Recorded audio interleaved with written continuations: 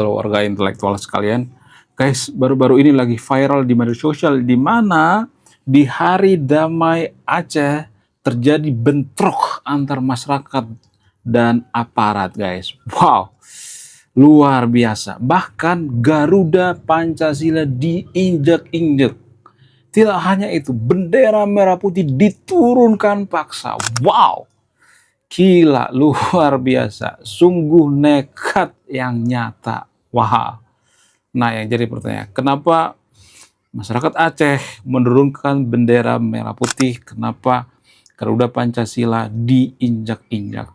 Kalau Garuda Pancasila diinjak-injak, apakah itu menginjak-injak bangsa kita?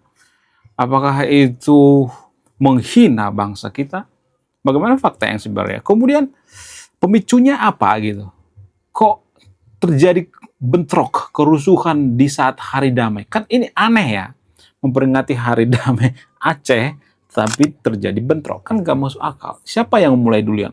Apakah yang mulai itu aparat? Apakah yang mulai itu masyarakat? Bagaimana fakta yang sebenarnya?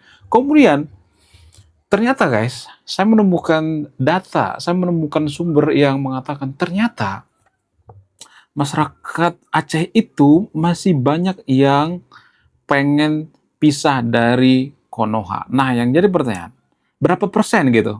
Kalau misalnya nih ya, saya tidak nyuruh ya, misalnya sekarang ini diadakan referendum, apakah Aceh itu mayoritas pisah dari Konoha atau tidak? Kenapa? Ya, ada data yang mengatakan ada banyak orang Aceh minta pisah dari Konoha. Bagaimana simulasi kalau Aceh itu pisah dari Konoha? Apakah akan semakin maju seperti Singapura gitu? Apakah makin terpuruk seperti Afghanistan, Suriah, dan lain sebagainya? Bagaimana simulasinya? Saya tidak nyuruh pisah dari Konoha ya, tapi kita akan menghitung untung dan rugi kalau Aceh itu pisah dari Konoha. Apakah yang rugi itu orang Aceh atau warga Konoha? Saya tidak berpihak pada siapapun di sini ya, saya bicara by data. Kalau bahas masalah Aceh ya, kemerdekaan dan sebagainya, biasanya itu cenderung berpihak gitu ya, tendensius gitu. Jadi di video ini saya tidak tendensius, saya tidak membela siapapun, saya tidak membela warga Konoha, saya tidak membela warga Aceh dan lain sebagainya. Saya membela data ilmiah, membela kejujuran. Bagaimana fakta yang sebenarnya? Kenapa masyarakat Aceh banyak minta merdeka? Apakah karena di Konoha itu banyak orang yang korup? Apakah karena pejabat Konoha itu korup? Bagaimana fakta yang sebenarnya? Langsung saja kita ke pembahasannya. Mari kita gaskan.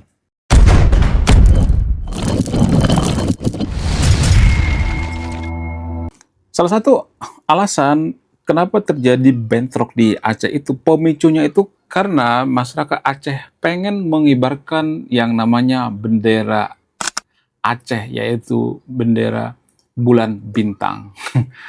Nah, yang jadi pertanyaan, kenapa mereka ngotot gitu ya, pengen mengibarkan bendera bulan bintang?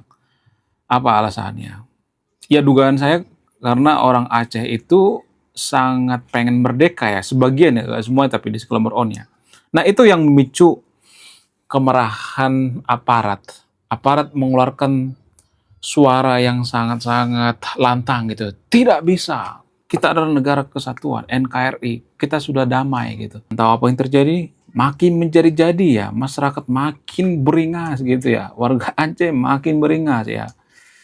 Jadi terjadi bentrok yang tidak terindahkan. Ada banyak orang yang terlibat dalam masalah ini kalau saya perhatikan. Kemudian ada banyak yang mengalami kerugian gitu ya. Kemudian kendaraan aparat diduga dibakar gitu dan lain sebagainya. Ada banyak kerugian ya, kerugian material. Nah, yang jadi pertanyaan, kenapa masyarakat Aceh itu diduga ya, nggak semuanya tapi ya, mereka itu pengen merdeka dari Konoha gitu. Apa alasannya? Apakah karena Aceh itu pengen Konoha itu jadi negara Islam? Jadi ada dugaan yang mengatakan bahwa orang Aceh itu sebagian, nggak semuanya ya, menurut data, pengen Konoha itu negara Islam dari Sabang sampai Merauke. Nah, yang jadi pertanyaan, apakah bisa Konoha itu negara Islam? Kayaknya nggak bisa deh. Coba sebutkan satu saja negara Islam yang maju di dunia ini. Saya tidak menghakimi, saya tidak mengguru ya, saya cuma bertanya, adakah?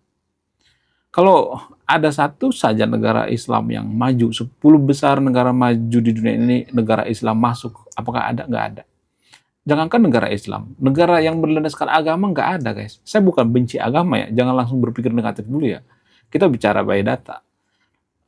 Negara yang berlandaskan agama nggak ada satupun yang maju di dunia ini. Apa alasannya? Nanti akan saya jelaskan di akhir video ya. Kita fokus dulu tentang masyarakat Aceh. Kenapa mereka itu ada yang ngotot merdeka gitu ya. Kemudian menurut data, ini menurut data guys ya. Ada 3 data saya riset barusan guys. Ada 2 data mengatakan mayoritas, ya saya akan tampilkan data di sini ya. Jadi kalau marah jangan marah ke saya, marah sama yang bikin datanya. Mayoritas masyarakat Aceh itu menginginkan kemerdekaan. Namun ya ada data satu lagi gitu ya. Jadi 2 data mengatakan bahwa masyarakat Aceh itu pengen pisah dari Konoha. Sementara satu data lagi mengatakan bahwa kalau nggak salah nama datanya itu LSI ya, mengatakan bahwa Aceh itu tidak pengen memisahkan diri atau masih pengen gabung ke Konoha gitu ya, mayoritas gitu ya. Jadi ada 2 data, satu data mengatakan mau gabung sama Indonesia, 2 data mengatakan mau pisah gitu. Jadi mana yang benar? Silakan simpulkan sendiri ya, saya tidak akan berpihak ya. Jadi ini menurut data guys. Kemudian kalau misalnya ini kita bikin simulasi gitu ya, Aceh merdeka misalnya, apakah Konoha itu rugi atau tidak gitu? Apakah yang rugi itu Aceh sendiri gitu? Bagaimana fakta yang sebenarnya? Saya tidak nyuruh pisah dari Konoha ya, tapi saya akan memberikan simulasi gitu. Ya kita ambil simulasi pertama kalau misalnya referendum. Kalau sekarang referendum misalnya ya karena menurut data ya ada data yang mengatakan bahwa mayoritas warga Aceh itu minta pisah dari Konoha. Nah, kalau misalnya Aceh itu tidak bisa dari Konoha, apakah bisa jadi negara maju? Kalau misalnya kita lihat data ya, ya kita bicara by data ya. Saya tidak nyuruh yang nonton video untuk pisah dari Konoha ya. Kita bicara by data. Kalau misalnya ada yang mengatakan ada kok ya negara kecil jadi negara maju seperti Singapura, ya saya mengaku itu ya. Ada banyak kok alasan pisah dari Konoha walaupun saya tidak nyuruh ya, seperti misalnya pemerintah kita yang korup gitu ya. Pemerintah Konoha itu kan salah satu pemerintah paling korup di dunia. Jadi mungkin warga Aceh itu sebagian, nggak semuanya, tapi disclaimer on ya. Saya tidak nyuruh pisah ya. Sebagian merasa kecewa sumber daya alam mereka dikeruk gitu ya. Salah satu sumber daya alam Aceh yang paling berharga itu adalah gas alamnya.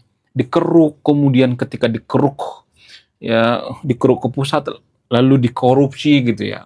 Di pusat banyak korupsi kan. Ya bisa aja itu kemarahan daripada masyarakat Aceh. Saya tidak berpihak karena kerugian warga Aceh sekarang ini ya mereka menganggap bahwa pemerintah Konoha itu korup gitu ya. Kalau misalnya mengatakan ya kalian itu pengkhianat ya, minta bisa dari Konoha. Misalnya nih warga Konoha mengatakan seperti nggak bisa juga ngomong seperti itu. Karena apa? Karena kita lihat sekarang ini pemerintah Konoha itu salah satu pemerintah paling korup ya. Ya wajar ada, ya saya tidak nyuruh ya, wajar ada masyarakat yang kecewa gitu ya. Iya kan? Jadi gimana caranya biar Aceh nggak keluar? Ya jangan korup gitu ya. Pejabat-pejabat yang nonton video ini jangan korup gitu. Kalian-kalian itu jangan korup. Kalau Anda korup, itu yang bikin negara pecah. Ada banyak negara di dunia ini pecah karena apa? Karena masalah korupsi. Ya kalau kalian cinta dengan negara ini, persatuan dan kesatuan gitu ya. Ya jangan korup gitu ya. Saya tidak mau provokasi ya. Jangan korup. Itu permasalahan utama gitu ya. Di pusat banyak yang korup gitu ya. Semuanya dikorup, bansos dikorup ya, kemudian MBG dikorup, semuanya gitu korupsi. Ya aparat ya oknum aparat korupsi, oknum hakim korupsi, oknum jaksa korupsi ya, semuanya korup gitu. Jadi itu yang jadi permasalahan utama guys. Kalau Anda pengen ya Konoha itu bersatu, jangan korupsi gitu ya. Itu cukup simpel ya. Jangan sedikit-sedikit menjelekkan masyarakat Aceh. Enggak. Saya tidak menjelekkan masyarakat Aceh di sini. Saya juga tidak mendukungnya. Saya benar-benar netral. Saya bahas dari sudut pandang ilmiah gitu ya, berdasarkan fakta gitu ya. Kemudian kalau misalnya Aceh merdeka gitu, mereka bikin negara Islam misalnya. Apakah mereka ada jaminan jadi negara maju? Enggak. Kecuali mereka seperti Singapura, sekuler gitu. Tapi kan Aceh tidak mungkin negara sekuler. Karena apa? Karena negara muslim itu sangat jarang jadi negara sekuler. Jarang sekali. Coba sebutkan negara muslim yang sekuler sekarang ini. Kayaknya nggak ada deh. kecuali Turki. Turki juga sebenarnya udah nggak sekuler lagi ya, kalau saya perhatikan. Jadi itu artinya sekularisme itu sangat mustahil kalau saya perhatikan ya kalau mayoritas beragama Islam ya. Bukan berarti saya mengatakan kalau mayoritas beragama Islam itu salah, bukan seperti itu konsepnya. Tapi agama Islam itu kan nggak bisa disekularkan ajarannya. Karena apa? Karena mengurusi semuanya kan, mengurusi politik gitu ya. Kemudian memilih pemimpin sekalipun itu ada aturannya dalam agama Islam. Kemudian masalah makanan sekalipun ada aturannya, sehingga susah jadi negara sekuler. Kecuali agama lain seperti Kristen misalnya. Kristen masih bisa kok sekuler. Karena apa? Karena ajaran Yesus mengatakan, berilah apa yang kamu beri terhadap kaisar. Tapi umat muslim kan nggak mengenal istilah seperti itu kan. Bukan berarti saya mengatakan kalau suatu negara itu mayoritas muslim. Salah, nggak seperti itu. Tapi ada istilah DNA. DNA agama Islam itu susah untuk jadi sekuler. Bahkan Turki sekalipun dipaksa jadi sekuler, sekarang udah nggak sekuler lagi gitu. Konoha gimana? Apakah kita bisa jadi negara sekuler? Enggak, kita tuh bukan negara sekuler sebenarnya. Ya, jadi kalau Anda berpikir kita negara sekuler itu salah total. Sekularisme murni itu seperti Singapura, ya, Australia, Jepang, itu sekuler murni gitu ya. Tidak seperti Konoha gitu. Konoha itu kan masih mengurusi yang namanya dana haji gitu ya. Itu kan urusan agama ya. Sebenarnya negara sekuler itu nggak mengurusi dana haji. Emang Singapura mengurusi dana haji enggak kan? Kemudian simbol-simbol agama saat kampanye gitu, bawa-bawa agama, ada yang pakai peci saat kampanye, boleh-boleh aja. Tapi orang Singapura apakah seperti itu? Enggak kan? Orang Australia apakah seperti itu? Enggak kan? Jadi susah ya Aceh jadi negara sekuler. Lah kenapa harus jadi sekuler? Ya rata-rata negara maju itu sekuler. Coba sebutkan satu saja negara maju yang tidak sekuler. Rata-rata negara maju itu sekuler, guys. Bukan berarti saya mengatakan sekuler itu yang terbaik, enggak. Untuk sekarang ini sekuler terbaik. Tapi kita nggak tahu 100 tahun lagi ada pengganti sekularisme gitu. Kita nggak tahu kan. Tapi rata-rata negara maju di dunia ini kan rata-rata sekuler kan. Nggak ada tuh negara agama. Jadi masyarakat Aceh kalau Anda pengen jadi negara maju, jangan mimpi gitu ya. Jangan mimpi Anda bisa jadi negara maju gitu dengan berlandaskan agama. Bukan berarti saya mengatakan negara yang berlandaskan agama itu sesat. Saya tidak mengatakan seperti itu. Tapi ya kalau bisa sekuler ya harus sekuler. Jadi mohon maaf bagi teman-teman yang berasal dari Aceh ya. Saya harus jujur di sini ya. Saya harus mengatakan kelebihan dan kelemahan. Ya Aceh tidak mungkin jadi negara maju kalau seperti sekarang ini gitu ya. Ya bikin jadi negara Islam, nggak mungkin jadi negara maju gitu. Kemungkinan chance-nya itu 0,sekian% gitu. Kenapa? Karena salah satu provinsi paling korup itu ya Aceh gitu ya menurut data. Ada banyak orang yang korupsi di Aceh kan. Jadi jangan ngimpi gitu jadi negara maju kalau bisa dari Konoha. Enggak, sama aja apa bedanya. Ngapain capek-capek pisah dari Konoha ya kan kalau tetap juga nggak bisa jadi negara maju ya kan. Ngapain bikin negara kalau nggak bisa jadi negara maju? Ngapain bentuk negara kalau cuma bertahan doang ya kan? Itu yang jadi permasalahan. Jadi teman-teman dari Aceh, saya tidak mematahkan niat Anda. Anda mati-matian gitu mengorbankan nyawa jadi merdeka juga nggak gunanya juga gitu ya. Percuma juga. Ya tetap miskin juga gitu. Karena gak ada negara yang berlandaskan agama itu yang maju. Gak ada. Coba sebutkan. Kita bicara by data. Bagaimana dengan negara-negara Timur Tengah, Qatar, Dubai dan sebagainya? Mereka itu bukan negara maju, mereka itu termasuk negara kaya. Itu pun karena dibantu oleh teknologi barat gitu ya. Pengeboran minyak itu teknologi barat gitu ya. Kemudian ya mencari air bersih dan lain sebagainya itu teknologi dari barat ya. Jadi intinya untuk jadi negara maju itu SDM. Nah, untuk mencapai SDM itu caranya gimana sih? Saya mohon maaf ya bagi teman-teman yang berasal dari Aceh ya. Saya tidak menggurui ya. Untuk menciptakan SDM itu tidak boleh kita mencampur adukan antara agama dengan negara. Lah, kok nggak bisa? Nggak bisa, gini. Ini penjelasan logikanya gini. Agama itu kan tidak mengajarkan orang berpikir kritis ya. Sementara untuk menciptakan SDM itu kan harus berpikir kritis ya. Agama tidak menciptakan yang namanya berpikir kritis. Kenapa saya mengatakan seperti itu? Karena agama mengajarkan yang gak usah terlalu banyak nanya gitu. Agama tidak menyukai evaluasi kan. Tidak menyukai yang namanya kritikan kan? Kalau misalnya ini dalam agama dikatakan manusia berasal dari tanah misalnya, apakah kita bisa mengkritik itu? Jadi logika sederhananya seperti itu. Kalau untuk menciptakan SDM yang maju itu, maka kita butuh yang namanya berpikir kritis untuk menciptakan SDM yang maju. Tapi kalau berpikir kritis itu dibatasi oleh agama, ya agama tidak melatih kita untuk berpikir kritis, ya gimana kita mau pikir kritis, gimana kita jadi negara maju kan? Ya dalam agama kan kita tidak akan berpikir kritis ya. Kalau misalnya nih ya, katakanlah misalnya nih dalam agama dikatakan bumi itu datar.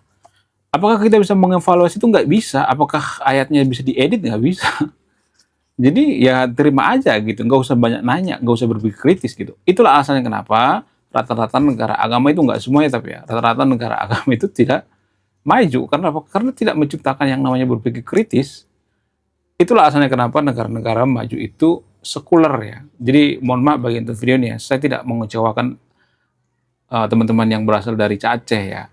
Tujuan saya itu baik gitu, biar dipertimbangkan dulu gitu ya sebelum mengorbankan nyawa ya, sebelum Anda berjuang mati-matian jadi negara maju gitu atau pisah dari Konoha gitu, nggak bakal jadi negara maju. Kecuali ya Aceh itu seperti Singapura. Singapura itu bisa jadi negara sekuler itu karena apa? Karena banyak orang Chinese. Ya logika aja lah gitu ya. Ya logika aja. Jangan terlalu ini ya, terlalu berhalusinasi gitu. Singapura tidak akan bisa jadi negara maju kalau tidak ada banyak orang Chinese di sana gitu. Saya tidak rasis, tapi pada faktanya seperti itu. Lah, apakah orang China itu mempengaruhi? Sangat mempengaruhi. Karena apa? Karena Chinese itu lebih sekuler. Itu pada faktanya, guys. Itulah alasannya kenapa Singapura itu maju. Karena banyak orang Chinese di sana. Orang Chinese itu lebih sekuler gitu ya. Ajaran Chinese itu kan tidak mencampuri yang namanya urusan negara gitu ya. Nggak ada tuh ajaran Chinese yang mengatakan pilihlah pemimpin yang seiman. Nggak ada seperti itu. Ya makanya Chinese itu ya bisa jadi negara maju gitu.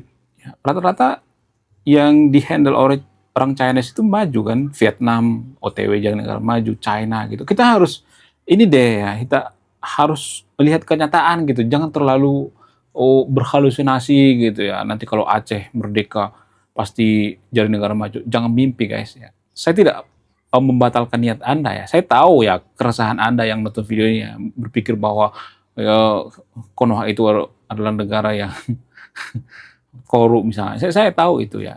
Untuk menciptakan pemimpin yang tidak korup itu ya mulai dari diri sendiri gitu ya. Toh juga kalau misalnya Aceh merdeka tetap korup juga kan. Ya kan? Itu sudah tabiat guys. Untuk merubah tabiat itu butuh puluhan tahun gitu ya. Enggak cuma setahun 2 tahun gitu. Ya, menurut kalian gimana? Coba tulis di kolom komentar ya. Saya tidak mematahkan niat Anda untuk merdeka ya, teman-teman dari Aceh. Ya, sekian video ini ya. Saya warga intelektual, salam rasional.